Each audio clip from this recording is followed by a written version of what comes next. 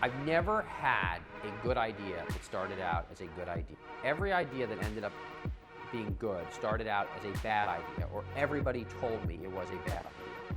How did I get the job at Buzzfeed? How did I become president and chief operating officer at Buzzfeed? I get asked that question so much, and the answer is that nobody else wanted the job. And my first few years at Buzzfeed were incredibly hard, and nobody ever remembers the hard part of the story. It almost always gets lost in the narrative. Either something is always a failure or always a success. The kind of parabola arc of things is often forgotten. The big insight about Buzzfeed and what we had hit on were two main things. Social traffic from Facebook, would overtake the way people get news and information. It wouldn't just be baby pics, it wouldn't just be dating, it would be all the world's information, serious, substantive, all the news. I was looking for the unique, contrarian insight. I needed something that I believed that everybody else wouldn't believe, and maybe I'd be wrong, but I knew that if I went with what everybody else was going with, I had no shot at being right. So I came up with the idea of launching what the media has called a CNBC for millennials, and it's called Cheddar. TV, it's done. It really, really is done.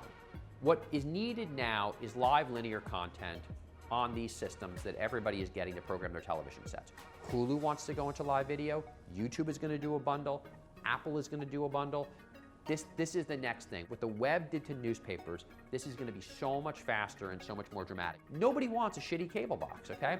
I've got a 6-year-old and a 7-year-old. They can operate every piece of technology in my home. They can't operate a television set. And the reason why they can't is because it's been run by monopolists who didn't evolve with the times and had franchises granted to them by cities, and therefore they had no need to make the product better. Meanwhile, these people were killing themselves to create products at a fraction of the cost, that have transformed our lives. But I spend almost no time worrying about competition.